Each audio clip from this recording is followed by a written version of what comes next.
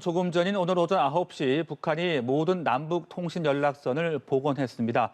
지난 9월 10일 재단절 이후 55일 만이고요. 또 김정은 국무위원장이 통신선 복원 의사를 밝힌 지 닷새 만입니다. 그렇다면 앞으로 남북 관계 어떻게 흘러갈 것인지 전망을 해보도록 하죠. 정한범 국방대학교 안보정책학과 교수 나와 계십니다. 안녕하십니까? 예, 안녕하십니까? 네. 자, 김 위원장이 예고를 했던 대로 조금 전인 오전 9시에 남북 통신 연락선이 재개가 됐습니다.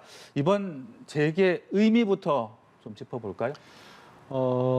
지난 짧게는 이제 작년부터 보면요, 그 남북 공동 연락사무소를 폭파하지 않았습니까, 북한이? 그리고 이제 통신선을 단절을 하고 그 이후에 굉장히 오랫동안 침체기가 진행이 됐고요. 북한이 남한에 대해서 굉장히 노골적으로 비난하는 그런 태도를 보였었는데 올해 이제 갑자기 얼마 전부터 그 통신선을 이제 복원을 했죠. 근데 통신선을 복원을 하자마자 한미연합훈련이 이제 진행이 되면서 네. 이 통신선이 이제 다시 가동이 되질 않았습니다. 이게 이제 조금 다른 문제인데 작년에는 아예 통신선을 차단을 했고요. 네. 올해 8월 10일에 있었던 것은 통신선을 차단하지는 않았지만 전화를 받지 않는 그런 조치였었는데 지금 이제 다시 이 통신선을 복원했다고 하는 것은 아마도 북한에서 대남 정책에 대한 어떤 이제 방향성을 좀 다시 정한 것이 아닌가 네. 그런 의미가 있다고 생각을 합니다. 네. 대남 정책의 방향성을 정했다라고 말씀하셨는데 그렇다면은 일시적인 게 아니라 앞으로 계속 정기적인 통화가 이어갈 수 있다 이렇게 볼 수 있겠습니까? 저는 그렇게 보고 있습니다. 일단 지금 이 상황을 굉장히 또 희망적이거나 지나치게 낙관적으로 보는 것은 바람직하지 않습니다. 네네. 그럼에도 불구하고 북한이 최근에 보인 태도를 보면 뭐 무기 개발이나 이런 이제 소위 우리가 과거 이제 도발로 불렀던 그런 문제들에 대해서 나름대로 이제 무기를 개발하는 것은 개발하는 것으로 가되 또 남북 대화와 관련된 이런 분위기 조성에 있어서는 또 결이 다른 이런 네. 모습을 보이고 있거든요.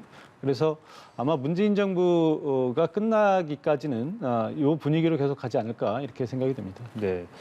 무기 개발 그러면서도 남북 대화 분위기 조성 두 가지 함께 말씀을 하셨는데 말씀을 하신 대로 지금 북한의 요즘 동향을 보면은 유화적인 어떤 메시지 그러면서도 또 미사일 시험 발사 이게 지금 번갈아 가면서 북한이 행동을 취하고 있잖아요. 이 같은 북한의 강원 양면 전략 어떻게 우리가 분석을 해야 되는 겁니까? 그래서 이걸 뭐 강원 양면 전략이라고 볼 수도 있을 것 같고요. 네. 또 다른 측면에서 보면 사실은 강원 양면의 의미보다는 그러니까 이것이 뭐 대남 전략의 일환으로서 강한 전략 또 온건한 전략을 이렇게 구사한다라기보다는 네. 아마 북한의 무기 개발 프로그램은 무기 개발 프로그램대로 독자적으로 그냥 가는 거고요. 네. 그다음에 이제 대남 정책은 아마 그 한미연합훈련을 기점으로 해서 다시 또 대화 국면으로 방향을 잡은 것이 아닌가 이렇게 생각이 됩니다. 그러니까 김여정 부부장이 지난번 담화에서도 도발이라는 용어를 쓰지 말아달라 그리고 이중잣대를 대지 말라 이런 표현을 하지 않았습니까? 그러니까 지금 그 김여정 부부장이 한 워딩이나 아니면 또 김정은 위원장이 나와서 한 얘기들을 종합적으로 분석을 해보면 전반적으로 정상국가 또는 보통국가의 길을 가겠다 네. 이런 의미로 읽히고요. 그러니까 다른 나라들도 다 하는 무기 개발이고 무기 시험이기 때문에 우리가 하는 것도 정상적인 국가들이 하는 것처럼 그렇게 받아들여 달라 이런 의미로 받아들여지고 있습니다. 네, 정상 국가로서의 어떤 이미지를 얻기 위한 그런 행동이다라고 말씀을 해주셨는데 극초음속 미사일과 또 반항공 미사일을 잇따라 발사하지 않았습니까? 그 두 미사일의 주요 특징이라고 해야 될까요? 어떤 의미라고 보고 계십니까? 극초음속 미사일이라고 이제 북한이 발표를 했는데요. 일단 뭐 한 가지 짚고 넘어가자면 북한이 발사한 것처럼 극초음속이 되었느냐라는 것은 지금 의문이 따르고 있습니다. 우리 군 당국의 분석에 의하면 네. 극초음속 미사일 이제 소위 마하 그러니까 시속 한 6,000km 이상으로 날아가는 그런 미사일을 얘기하는데요. 우리 군 당국의 분석에 의하면 마하 2.5 정도 그렇게 되는 것으로 지금 판단이 되고 있고요. 그러니까 네. 일단 극초음속을 달성했느냐 하는 문제는 이제 별개의 문제고요. 북한이 개발하고 있는 이 극초음속 미사일이라고 하는 것은 과거의 미사일과는 굉장히 다른 그런 형태거든요. 과거에 이제 우리가 북한 핵미사일 문제와 관련해서 유엔의 제재 문제를 얘기 많이 하는데요. 유엔에서 제재를 한 것은 탄도미사일. 그러니까 이제 탄도미사일이라고 하면 우리가 보통 포물선을 그린다고 얘기를 하는데요. 지구 밖으로 나갔다가 다시 들어오면서 굉장히 빠른 속도로 낙하하는 이런 미사일을 얘기하고요. 또 하나 그 미사일의 형태는 순항 미사일이라고 해서 보통 우리가 이제 비행기의 궤적을 생각을 하면 됩니다. 네. 비행기가 날아가는 것과 똑같고요. 다만 이제 좀 속도가 빠르고 무인이다라고 하는 거, 조종사가 없다라고 하는 것 이런 정도의 차이가 있다고 보시면 되겠는데 이번에 이제 발사한 극초음속 미사일은 이런 탄도 미사일과 순항 미사일을 결합한 형태다 이렇게 생각하시면 되겠습니다. 그러니까 올라갈 때는 탄도 미사일처럼 올라갑니다. 그리고 이제 어느 정도 고도에 올라가면 이번엔 한 30km 상공에서 분리한 것으로 이렇게 알려지고 있는데 정점에 이르면 거기서 이제 2단이 분리가 돼서 거기서 분리된 2단 발사체는 이제 순항 미사일처럼 날아가는 건데요. 네. 이게 이제 순항 미사일처럼 날아가면서 굉장히 빠른 속도로 움직이기 때문에 그리고 이제 유도 기능을 갖고 있기 때문에 요격하기가 굉장히 어렵다라고 하는 그런 특성을 가지고 있는 거고요. 또 하나 가장 최근에 이제 발사한 것이 소위 이제 반항공 미사일인데 그렇습니다. 우리한테는 좀 생소한 용어죠. 우리식으로 얘기하면 이제 지대공 미사일입니다. 그러니까 네네. 땅에서 발사해서 공중에 있는 움직이는 물체를 요격하는 것을 이제 얘기를 하는데요. 이 그 반항공 미사일 같은 경우도 과거에 북한이 보여줬던 그런 미사일의 위력을 좀 이제 훨씬 뛰어넘는 그런 성능을 보여주고 있는데요. 특히 이 초고속으로 움직이기 위해서 이제 탄두와 탄두 밑부분에 날개를 장착을 해서 이것이 고속도로 움직이면서도 방향 전환이 용이하게 될 수 있는 그런 새로운 무기 스타일을 이제 보였다고 볼 수 있고요. 쉽게 생각을 하면 우리의 사드와 좀 비슷한 그런 용도다. 네. 그리고 이제 이 반항공 미사일이라는 것은 그 성격상 방어용 미사일이다. 이런 차이가 있다고 보시면 될 것 같습니다. 네. 특히 그 극초음속 미사일의 경우에는 이게 핵을 실으면 게임 체인저가 될 수 있다. 그런 우려의 목소리가 나오더라고요. 어떻게 봐야 되는 겁니까? 예, 맞습니다. 그런데 이제 그 원론적으로 맞는 얘기고요. 네. 제가 아까 그 극초음속을 달성했느냐는 문제를 이제 제기를 했었는데 이것이 이 핵무기를 장착을 해서 정말 위력적인 무기가 되려면 이제 몇 가지 이 허들을 넘어야 되는데요. 네. 앞서 말씀드린 것처럼 극초음속이라고 하는 기준이 보통 마하 5 내지 6을 얘기하는데 지금 뭐 미국이 구현하고 있는 것은 마하 20까지도 얘기를 하고 있거든요. 그리고 그럼에도 불구하고 이 극초음속 미사일을 지금 개발한 나라들은 현재 미국, 중국, 러시아 정도로 알려져 있고 이 나라들조차도 이것을 실전 배치를 하는 데는 상당히 어려움을 겪고 있는 걸로 알고 있습니다. 그래서 네. 북한이 현재 마하 2.5 정도의 기술력을 보여주고 있기 때문에 마하 5를 달성하는 것도 쉽지 않을 거고요. 또 이제 그 우리 일반 시민들께서는 좀 오해하시기 쉬운데 미사일이라고 하는 게 무조건 뭐 만든다고 만들어지는 게 아니고요. 네. 여러 가지 이제 과학적인 원리들이 있습니다. 그러니까 우리가 간단하게 산수로 생각을 하면 되는데 탄두의 중량이 늘어나면 무겁잖아요. 무겁기 때문에 멀리 날아가기도 힘들고 빨리 날아가기도 힘듭니다. 그래서 빨리 날아가기 위해서는 탄두의 그 중량을 줄여야 되는데 지금 북한이 가지고 있는 핵 탄두 기술로는 아무리 뭐 많이 발전했다 하더라도 네. 탄두 중량이 보통 1톤 이상 되는 걸로 지금 예상을 하고 있거든요.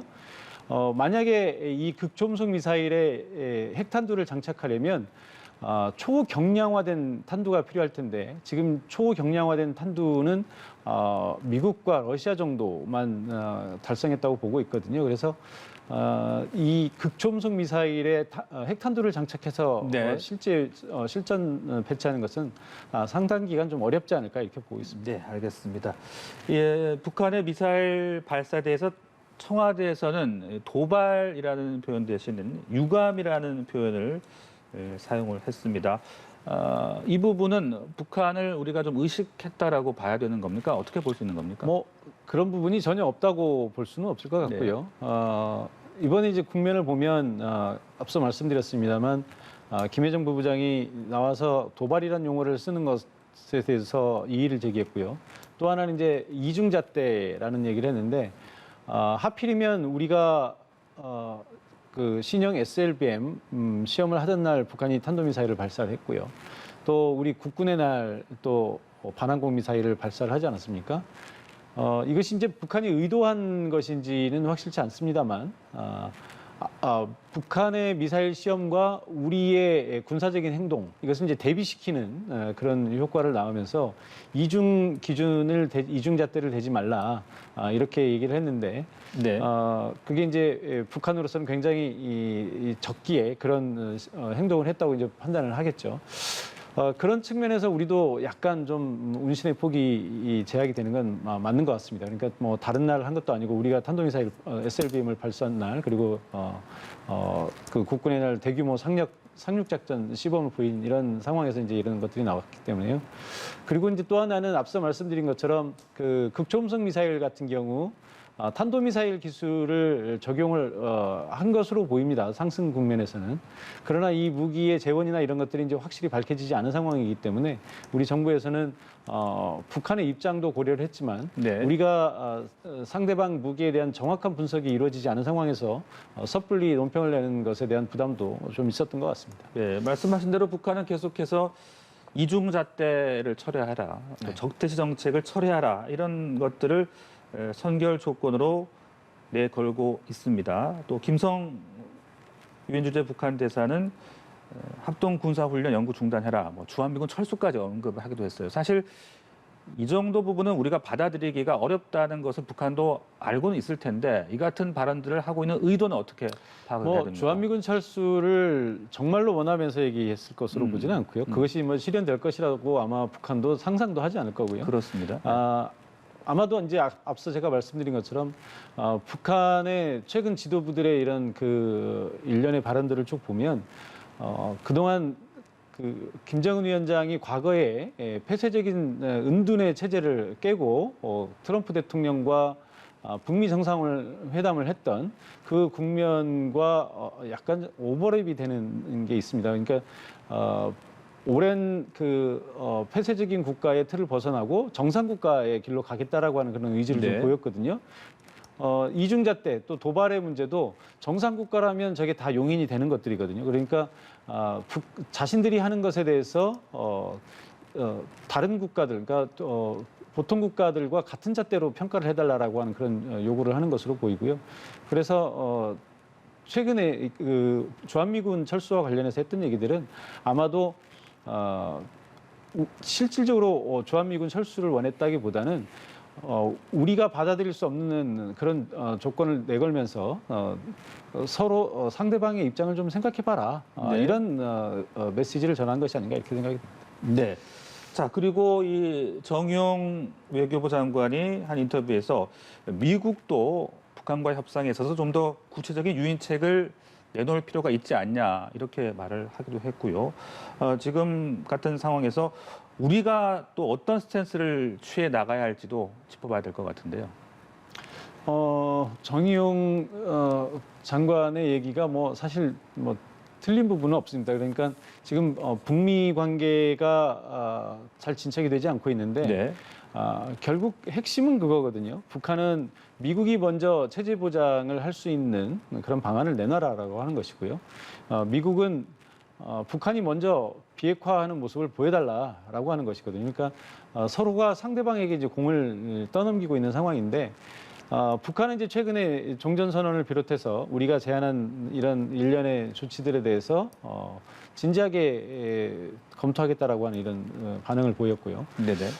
미국은 이제 이례적으로 바이든 정부가 들어서면서 신속하게 대북 정책을 리뷰를 마치고 지난 5월 한미 정상회담을 통해서 북한과의 대화를 하겠다라고 하는 그런 입장을 밝혔습니다. 근데 우리 정부를 이제 배려한 측면이 분명히 있는 것은 맞는 것 같은데요.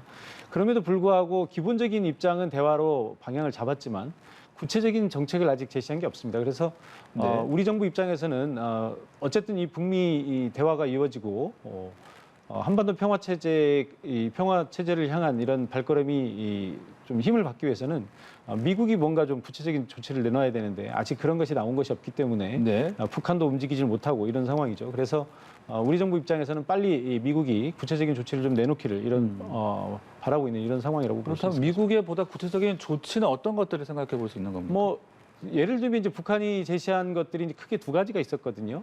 초기에 트럼프 대통령과 협상을 할 때는 초기에는 이제 주로 정치 군사적인 조치들이었습니다. 그러니까 북한을 정상국가로 인정해주는 그러니까 정치적인 조치들. 예를 들면 종전선언이나 아니면 이제 평화 체제로 가기 위한 어떤 군사적인 협상이라든지 뭐 이런 것들이었는데 중반으로 흘러가면서 그 북한의 요구 사항이 이 종전이나 이런 평화 체제와 같은 체제 보장에서 약간 경제적인 부분으로 좀 바뀌었어요. 그러니까 처음에 종전 선언이나 이런 정치적인 프로세스가 우리 한국 정부를 통해서 나왔을 때 지나치게 미국의 이 보수적인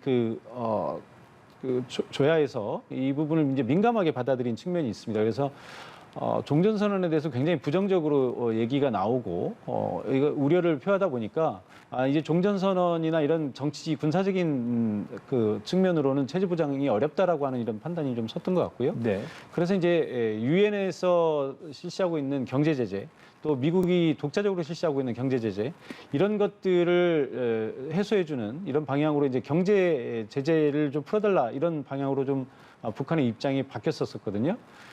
그러고 나서 이제 하노이 이 회담이 성과 없이 끝나고 나면서 이제 굉장히 이제 오랜 소강 상태로 들어간 거죠.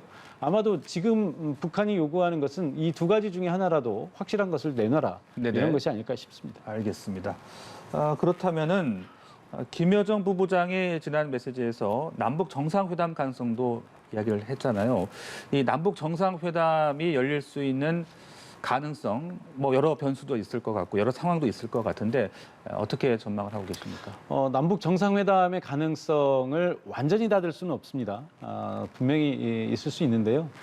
그러나 현 상황에서 남북 정상회담을 하게 된다면 그것은 이제 우리가 문재인 정부 초기에 있었던 남북 정상회담과는 이제 완전히 다른 성격이 될 것이라고 좀 생각을 해야 될 것 같고요. 당시에 남북 정상회담 또는 북미 정상회담은 북미 관계 또는 남북 관계에 대한 획기적인 전환의 어떤 모멘텀을 찾을 수 있는 회담이었다면 지금은 이제 문재인 정부를 마무리하는 네. 이런 상황이기 때문에 그리고 또 앞서 말씀드린 것처럼 바이든 정부가 올해 들어서고 이례적으로 신속하게 북한 문제에 대한 리뷰를 끝내고 우리 이 정부와 대북 정책에 대한 어떤 방향성을 설정을 한 것은 맞습니다만 보통 미국의 신정부가 들어서면 대외 정책, 특히 이제 북한 정책과 같은 것들을 리뷰하는 데는 1년 가까이 걸리거든요. 그래서 지금 구체적인 정책이 나오지 않고 있는 것도 이제 그런 측면이 있고요. 그래서 북한 입장에서 보면 남한은 이제 임기 말로 들어가고 있고 바이든 정부는 아직 대북 정책에 대해서 구체적인 안을 마련하지 못한 이런 상황이기 때문에 이것을 뭐 북한도 알고 있고요. 네. 미국도 알고 있고 우리 정부도 잘 알고 있습니다. 그래서 지금 이루어지고 있는 이런 어떤 그 화해 무드라고 할까요? 이런 것들은 말 그대로 분위기를 조성하는 차원으로 이해하시는 게 좋겠다 이렇게 생각이 됩니다. 특히 이제 북한 입장에서는 문재인 대통령과 이게 어찌됐든 최고 지도자가 우정을 쌓으면서 3번이나 정상회담을 하지 않았습니까? 과거 김정일 위원장이 김대중 전 대통령이나 노무현 전 대통령 그리고 정주영 전 현대그룹 회장을 대했던 이런 그 태도들을 본다면 아마 김정은 위원장도 두고두고 문재인 대통령과 퇴임 이후에도 우호적인 관계로 지낼 가능성이 높습니다. 그런데 김정은 위원장 입장에서 임기 말에 있는 문재인 대통령과 안 좋은 상황으로 임기를 마치는 것은 네. 원치 않는 것이 아닌가 이렇게 생각이 되고요. 또 문재인 정부와 이 아름다운 마무리를 함으로 해서 한국의 차기 정부가 들어섰을 때 대화 국면으로 신속하게 전환할 수 있는 그런 계기를 마련하는 그런 의미도 있다고 봅니다. 네, 남북미 상황 알아봤는데 또 오늘 마침 일본에서도 기시다 후미오 자민당 총재가 총리로 취임을 하게 됩니다.